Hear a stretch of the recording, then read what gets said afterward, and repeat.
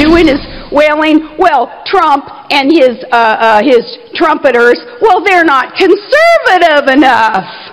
Oh, my goodness gracious. What the heck would the establishment know about conservatism? He, being the only one who's been willing, he's got the guts to wear the issues that need to be spoken about and debated on his sleeve, where the rest of some of these establishment candidates, they just wanted to duck and hide. They didn't want to talk about these issues till he brought them up. In fact, they've been wearing this political correctness kind of like a suicide vest. And enough is enough. Sarah Palin going for the two-birds approach in Iowa just a short time ago, endorsing the Donald and taking swipes at both the GOP at large and likely a few candidates in particular, all in the same breath. Joining me now, former Florida Governor Jeb Bush, a Republican candidate for president. Governor, great to see you. So your reaction to not winning the Sarah Palin endorsement? Well, I respect her. We share a common belief in the sanctity of life and the rights of the disabled. We've worked together on those issues, and I respect her for that. But I think the voters in Iowa and New Hampshire and primary voters in general are going to want to know who can beat Hillary Clinton. And I have a proven record and detailed plans, conservative plans, to be able to lay out an agenda that could transform our country's Washington, D.C. and transform our country in terms of high economic growth and keeping us safe. She's in a different wing of the party. I'm excited that we have... She's over in sort of that more Tea Party wing. I have 11 Medal of Honor recipients supporting me, 30 admirals and generals. They're not supporting me because I'm an establishment or Tea Party. They don't view it that way. They view me as a solid person that could be a commander-in-chief and have the back of the armed forces. We're gutting the military. We don't have a strategy to deal with ISIS. I've laid out that plan to do it, and that's why they're supporting me. And while I respect Sarah Palin, I don't think Donald Trump has the judgment or the ideas to keep us safe. Now, are you surprised she went for Trump, given you say that you worked on disabilities together? She has a son, of course, who has Down syndrome.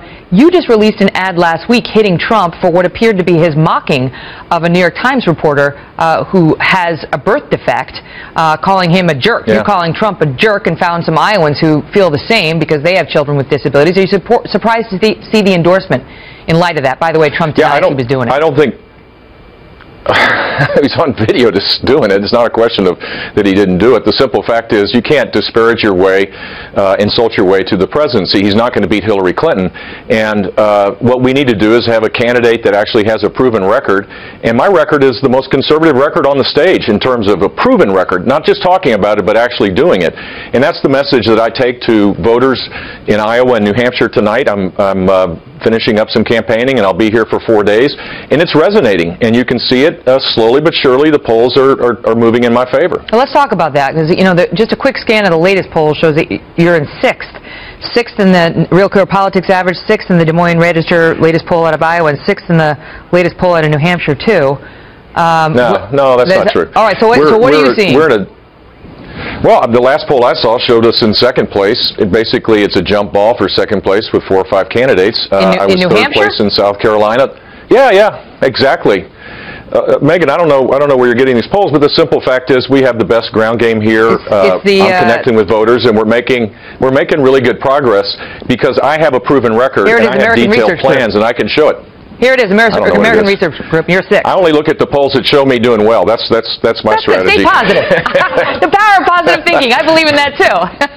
What about that, Governor? You got to believe in that. So do you next week? You got to believe in this. A week from this Thursday, you and I will meet again. We will meet in Iowa for the very last debate. I'm looking forward to it. Before the Iowa caucuses, and there's so much pressure on you guys in these debates. Do you have a different strategy? Do you need to do something different before those caucuses? What's the goal?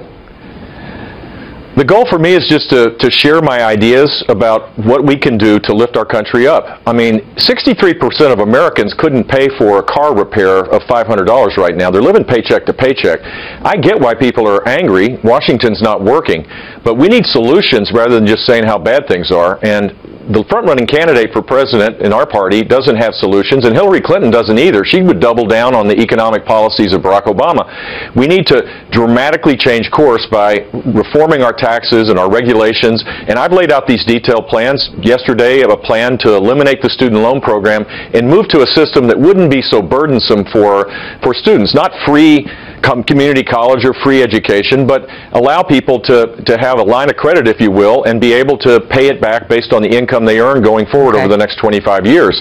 Those are the kind of solutions that people want to hear. When I do my town hall meetings, people don't ask me about who's winning and who's losing. They want to know how they can win. And that's what I offer them, is a winning solution. Governor, looking forward to seeing you next week. Thank you, sir. See you next week. All the best. Thank you.